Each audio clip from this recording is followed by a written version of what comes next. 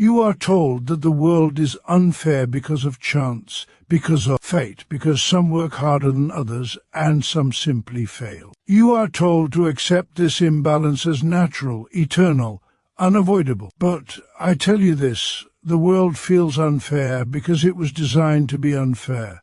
Injustice is not an accident of history. It is the architecture of a system built to enrich a few by exhausting the many. Look closely at society as it truly exists, not as it is painted for you by those who benefit from it. Everywhere you see immense wealth, beside immense misery abundant, alongside deprivation, idle luxury towering over relentless labor. This contradiction is not a moral failure of individuals, it is the direct consequence of the economic structure under which we live. The ruling ideas of every age are the ideas of its ruling class, and they have taught you to blame yourself for conditions they created. Capitalism presents itself as freedom, yet it chains the worker to necessity.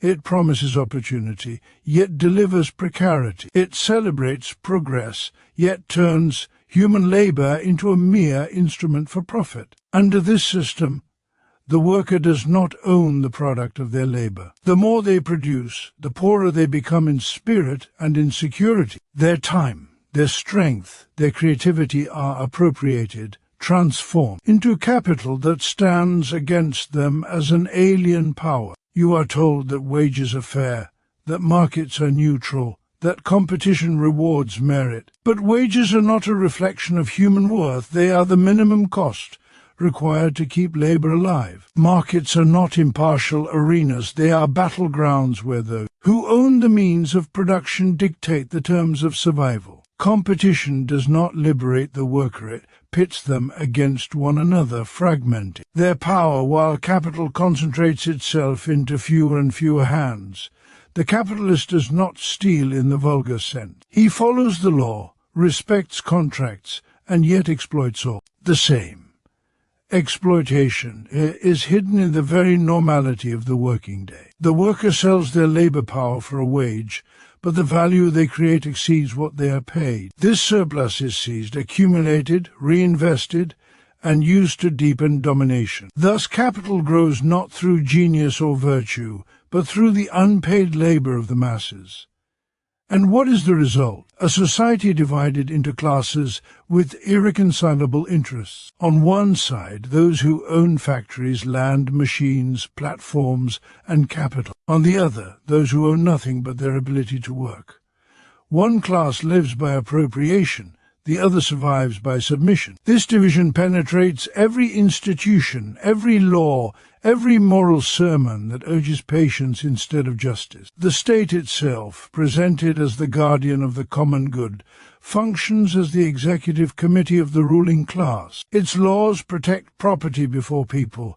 Its police defend order before dignity. Its courts sanctify contracts written under coercion. Even education and culture are shaped to reproduce obedience, teaching workers to adapt rather than to question, to aspire individually rather than to struggle collectively. Yet history does not stand still. Every mode of production carries within it the seeds of its own destruction. Capitalism has unleashed immense productive forces, but it has done so by reducing human beings to commodities. It has socialized labor while privatizing wealth. It has created a global working class whose cooperation sustains the world, yet whose lives are made increasingly insecure by crises they did not cause. The suffering you feel is not personal failure, it is social contradiction. The anxiety, the exhaustion, the sense that no matter how hard you work, you remain disposable, these are signals, not weaknesses. They reveal the truth that this system cannot deliver dignity to those it depends upon most. A society that cannot meet human needs despite unprecedented wealth is a society that has outlived its legitimacy. But awareness alone is not enough.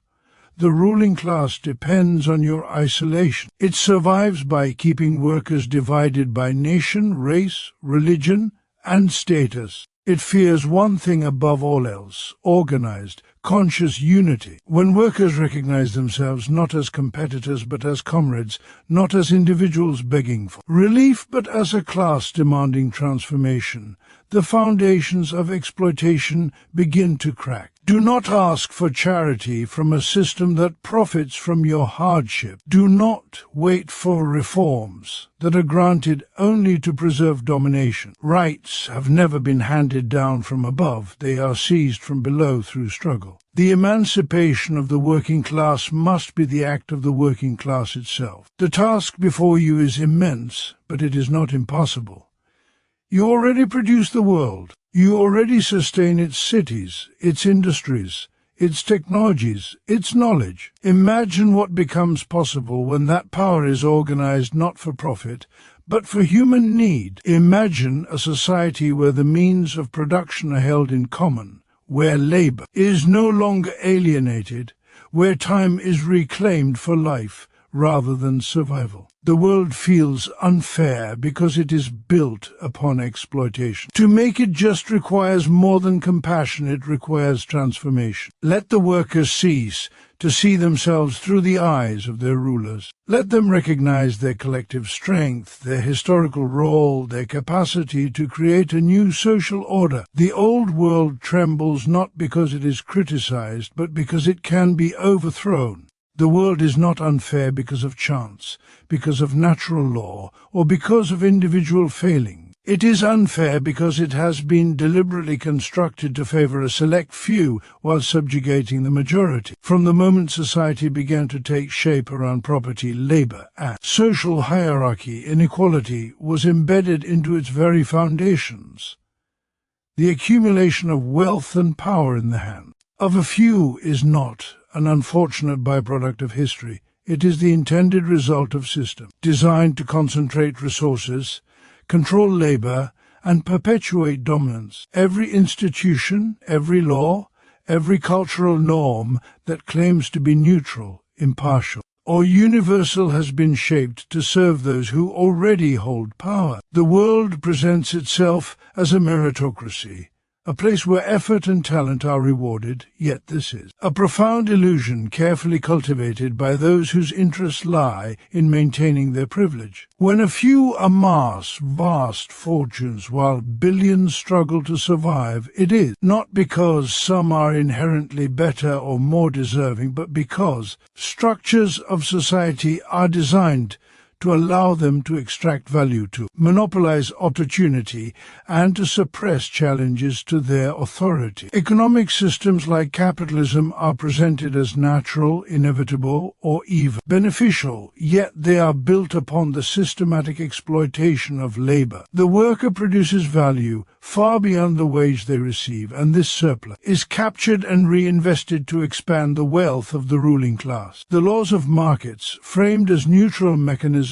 of supply and demand, are in reality mechanisms of extraction, allowing capital to flow upward while labor is constrained to sell itself under conditions dictated by those who own the means of production. Even the concept of poverty is not a failure of the individual, but a structural consequence of a society where access to wealth, education, healthcare, and opportunities determined by birth, inheritance, and social position rather than human need or effort. Social narratives about hard work, personal responsibility, and self-improvement are propagated, not to empower the majority but to obscure the realities of systemic oppression. People are told that failure is personal, that they must accept their circumstances, and that the economic and social rules of the game are fixed, when in truth these rules were established precisely to protect the privileges of the few and to normalize the deprivation of the many. Inequality is codified in property laws,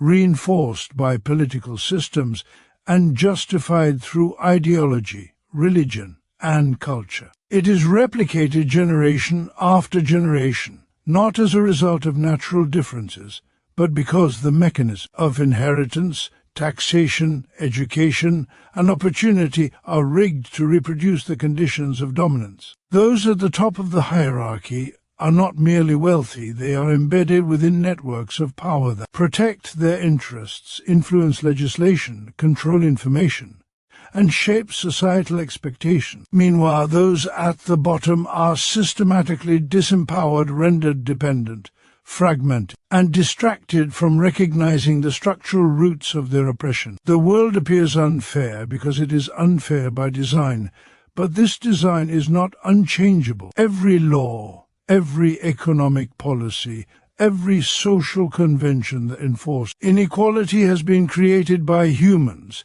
and can be altered by humans. The uneven distribution of wealth, the concentration of political power, the commodification of labor, and the alienation of the majority from the fruits of their work are all products of deliberate social engineering. People are born into systems that limit their potential, dictate their labor, constrain their choices, yet they are often convinced that these constraints are natural, that inequality is an inevitable consequence of merit, and that the few who benefit have earned their status through individual excellence. This narrative serves to protect the system and to prevent those who are exploited from recognizing their collective strength. When the structures that maintain this unfairness are examined, a pattern emerges. All resources, opportunities, and privileges are concentrated to serve those who already possess them, while the majority are subject to economic insecurity, social marginalization, and political disempowerment, from education to healthcare, from access to capital to control over media and culture. The rules are biased to perpetuate advantage for the few. This design is deliberate, systemic, and sustained through ideology, coercion, and consent manufactured by those who benefit most from inequality. People are taught to internalize blame for their hardships, to compete with one another for scraps, and to view themselves as individuals rather than members of a class whose collective power could reshape the conditions of life. The perception of unfairness, then, is a symptom of a deeper structural reality.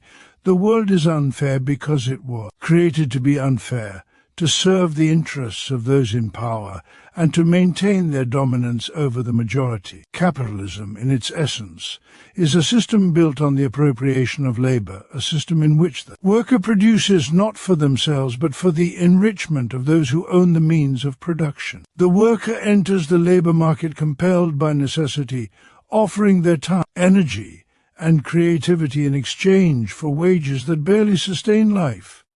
Yet the value they create far exceeds what they are paid. This excess, this surplus value is extracted by the capitalist and transformed into profit, which accumulates not through individual ingenuity or risk alone, but through the unpaid labor of millions. The process is systematic and structural, hidden beneath the everyday operation of business and commerce, yet its effects are profound and relentless. Each hour worked, each product manufactured, each service rendered is a measure of labor that surpasses compensation. And it is this surplus that allows capital to grow while the worker remains constrained by the demands of survival. The capitalist system treats labor as a commodity, buying it at its cost of reproduction and selling or utilizing the value it produces to accumulate more capital, more power, more control. The worker's labor becomes a tool for capital, alienated from its creator, stripped of agency, and harnessed to perpetuate a system in which their efforts benefit others more than themselves. This exploitation is not an anomaly or a moral failing of individuals. It is the foundation upon which capitalism rests. The system's legitimacy relies on obscuring the mechanics of surplus extraction, presenting wages as fair compensation, profit as reward for enterprise, and inequality as natural. Yet, behind this facade lies the stark reality. The labor of the many sustains the wealth of the few. Workers may feel a sense of achievement, pride, or purpose in their work, but these sentiments are intertwined with a structural subjugation that ensures they never fully reap the fruits of their labor. The capitalist captures the difference between the value produced and the wage paid, and this difference is not marginal, it is the engine of accumulation, the source of investment, and the mechanism by which capital asserts and extends its dominance over society. Industrialization, mechanization, and technological advancement have intensified this process, increasing productivity while often reducing wages in proportion to output. Machines and systems amplify the labor of humans, yet the surplus generated flows upward, reinforce hierarchies of wealth and power rather than benefiting the workers whose labor made it possible. The capitalist class controls not only production but also distribution, deciding what portion of wealth is reinvested, what is consumed, and what is withheld. Meanwhile, workers remain tethered to the cycle of wage labor, dependent on selling their labor to survive, and constrained in their ability to challenge the structures that exploit them. The appropriation of surplus value is pervasive, extending from factories to office farms to digital platforms, and permeating every sector of the economy. It is maintained not only through contracts and employment agreements, but also through ideology, cultural norms, and social expectations that normalize inequality, valorize entrepreneurship, and stigmatize resistance. Workers internalize the system's logic, measuring success by wages, promotions, and consumer acquisition, rather than by the value they collectively produce or the social relations that govern production. Class consciousness, when it arises, threatens the very foundation of capitalism, revealing the discrepancy between labor and compensation, between productivity and reward, between human effort and social recognition. Surplus value is the invisible thread that ties together the fortunes of the wealthy, the expansion of capital, and the continued subordination of the working majority. It transforms labor into a commodity whose true worth is never realized by the producer, ensuring that wealth and power concentrate at the top, while workers are left with just enough to continue laboring. Even as societies advance technologically and economically, the fundamental dynamic remains: workers create more than they receive, and capital captures the difference. Profits, dividends, and reinvested earnings are all manifestations of this extraction, translating human effort into power for a class that does not labor yet thrives on labor. The capitalist system thus ensures its perpetuation by linking survival to participation, dependence to compliance, and productivity to exploitation. Workers become essential to the system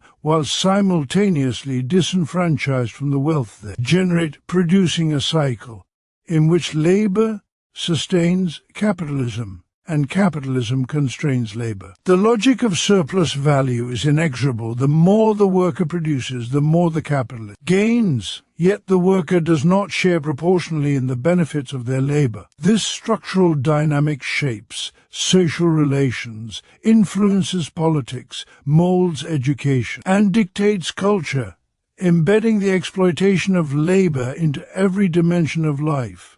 Capitalism thrives on this extraction, concealing the reality behind legal structures, economic theories, and moral justifications that obscure the fundamental truth.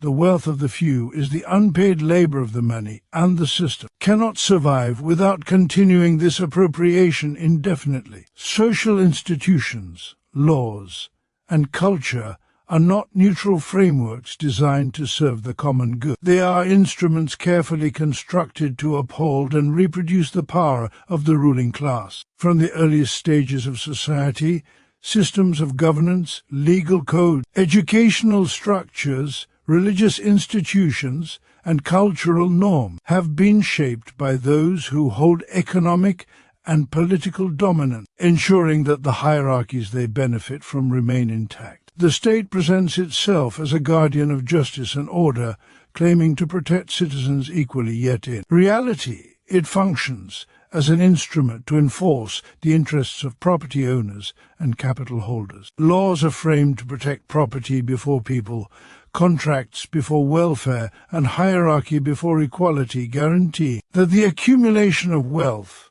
and the exercise of power remain in the hands of those who already possess them. Criminal law punishes poverty and desperation more harshly than greed and exploitation. Create the illusion of fairness while concealing the systemic favor given to the wealthy. Civil codes prioritize inheritance, property rights, and corporate interests, codifying the transmission of privilege from generation to generation, while making it nearly impossible for those without resources to break cycles of deprivation. Education, often portrayed as a ladder for social mobility, is structured to reproduce the dominant ideology. Children are taught obedience, punctuality, competition, and acceptance of hierarchy as natural virtues, while critical thinking about social structures is minimized. Access to quality education is mediated by wealth and social status, ensuring that those who would challenge the system are fewer and less prepared to do so, while the ruling class cultivates knowledge and skills that serve the perpetuation of its dominance. Religion, philosophy, and culture often reinforce social hierarchies by framing inequality as divinely ordained, morally justified, or inevitable. Narratives that glorify hard work, individual achievement, and personal virtue obscure the structural mechanisms of oppression, suggesting that those who succeed deserve their rewards, and those who fail deserve their suffering. Cultural productions, from literature to media, celebrate the lifestyles, values, and perspectives of the elite, embedding a worldview that normalizes inequality and discourages collective resistance. Economic institutions, including banks, corporations, and markets,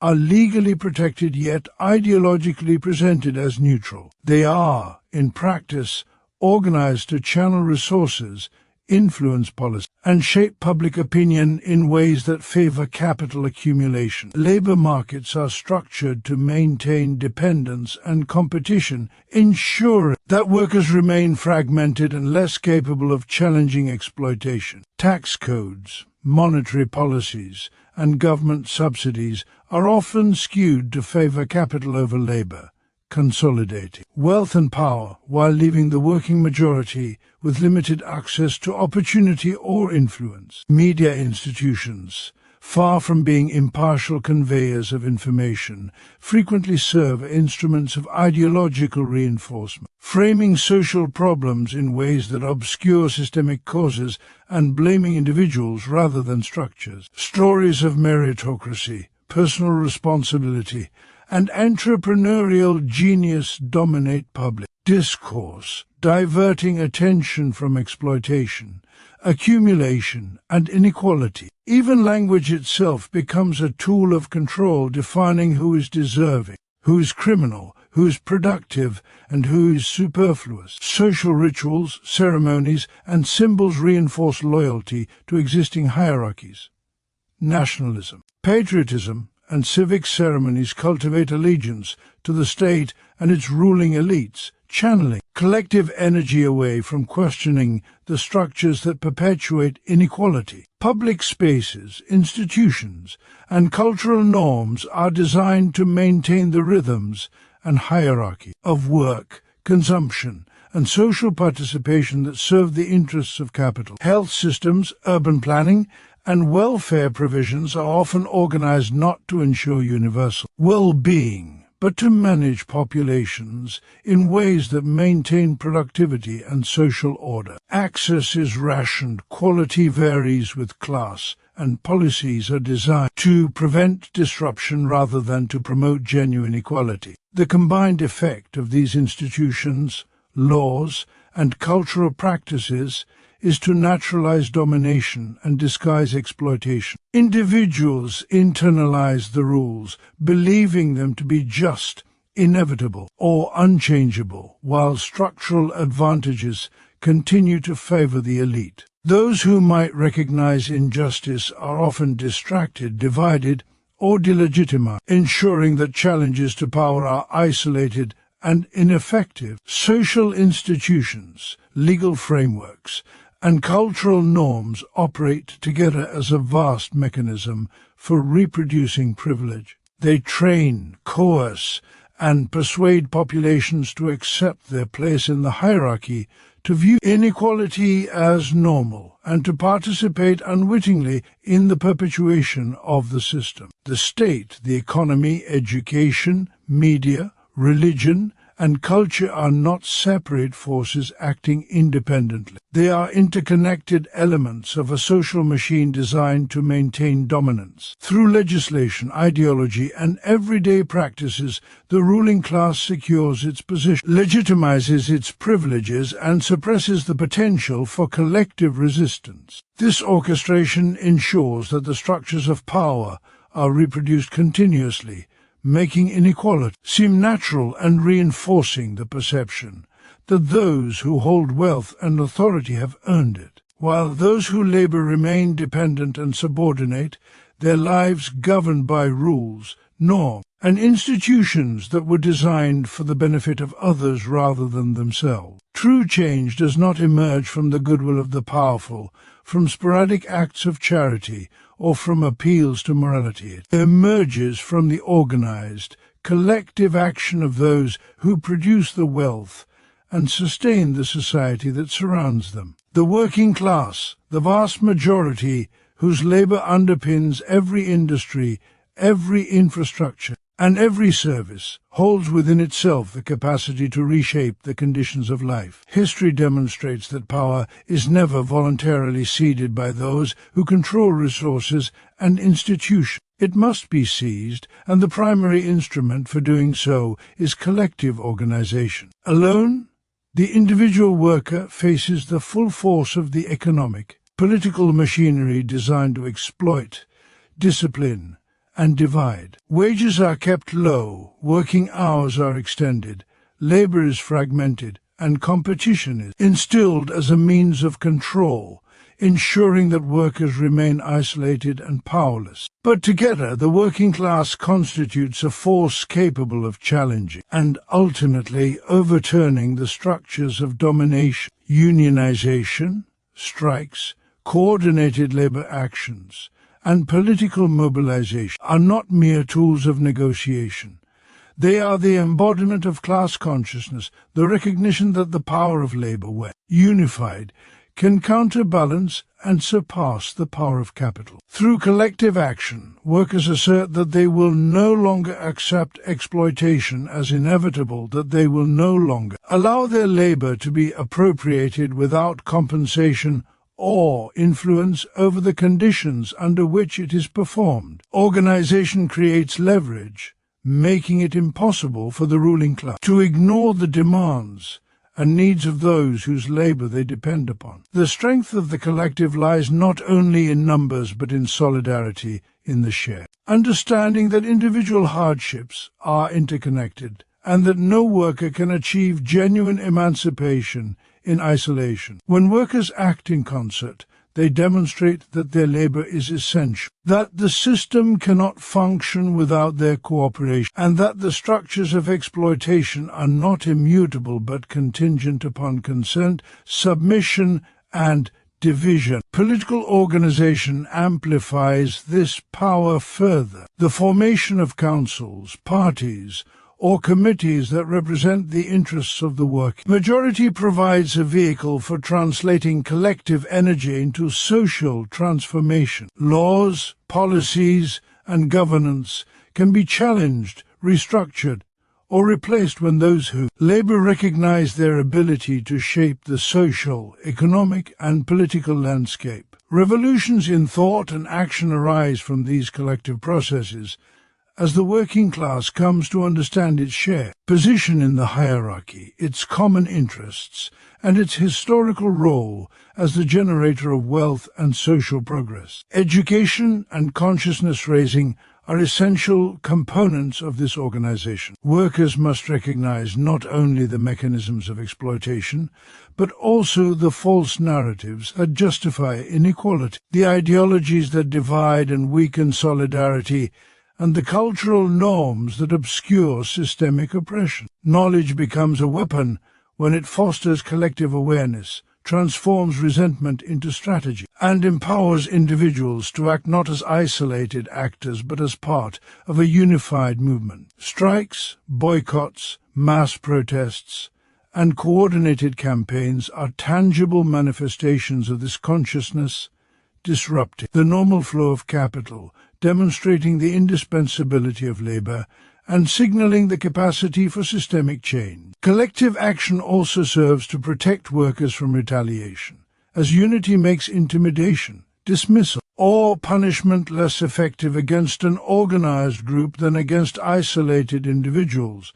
In solidarity, workers can negotiate, resist, and demand reforms that benefit the many rather than the few, asserting their rights and reshaping social relations. Beyond immediate economic gains, organized labor lays the foundation for broader social transformation. It challenges hierarchies, exposes the mechanisms of exploitation, and cultivates a culture of mutual support, political engagement, and social responsibility. The collective becomes both a shield and a sword, defending the interests of the working majority while striking at the foundations of oppression. True change, therefore, is inseparable from collective organization. Individual heroism or moral persuasion is insufficient in a society structured to privilege a few at the expense of the majority. The working class, when united, holds the leverage necessary to restructure economic relationships, democratize decision-making, and reclaim control over the conditions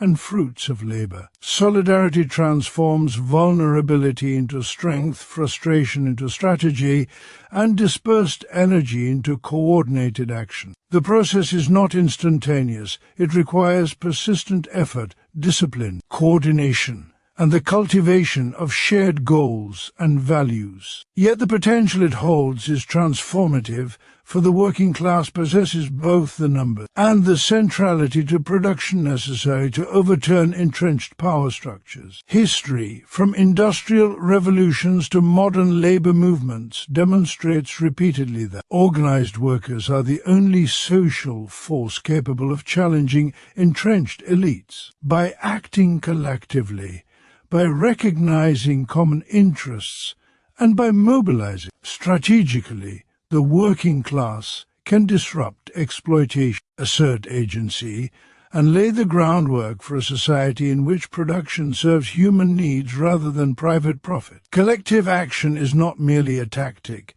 It is the condition of possibility for liberation, the mechanism through which the powerless acquire strength, and the pathway through which systemic injustice can be confronted and dismantled. Human liberation cannot be achieved through reforms, charity, or gradual concessions within an exploitative system, because such measures only alleviate symptoms without addressing the root of oppression. True freedom requires the dismantling of structures that concentrate wealth, power, and decision-making in the hands of a few while subordinating the majority. Under capitalism, labor is alienated, human potential is constrained, and the products of work are appropriated by those who do not create them. The worker produces not for themselves or their community but for the enrichment of capitalists, who dictate terms, extract surplus value, and accumulate wealth while the masses remain dependent. This system is not an incidental arrangement.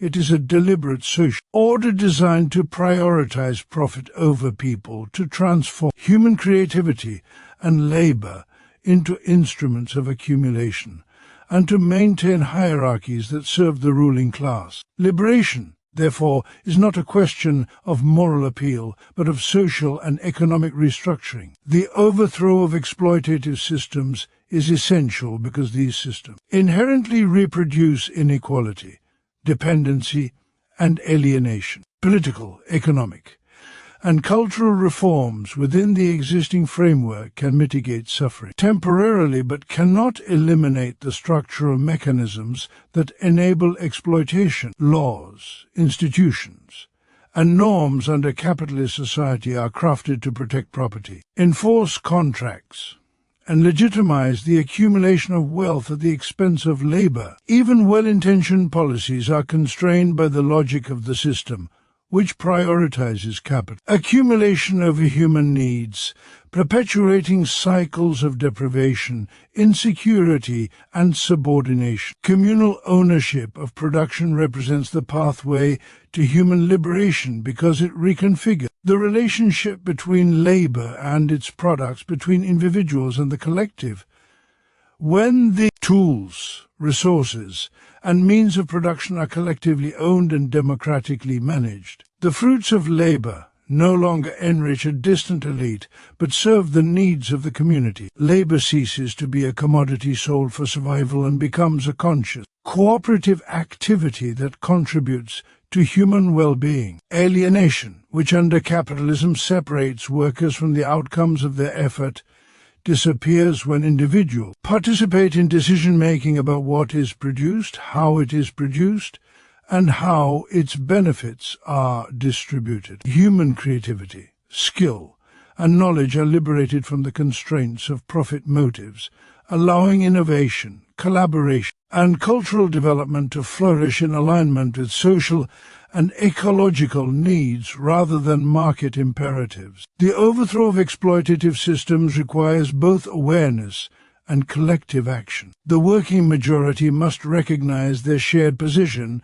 within the structures of oppression, the mechanisms by which they are subordinated, and the power inherent in their labor. Once this awareness crystallizes into solidarity, organized movements can challenge the political and economic dominance of elites, reclaim control over production, and restructure society around human needs rather than private profit. History demonstrates that systemic change is achieved not through individual heroism, but through collective struggle, through coordinated efforts that disrupt the functioning of the exploitative order, and through the construction of alternative institutions that prefigure a more just and equitable society. Communal ownership also entails a transformation of social relations, dissolving hierarchies imposed by property and capital, fostering cooperation instead of competition, and embedding decision-making within democratic processes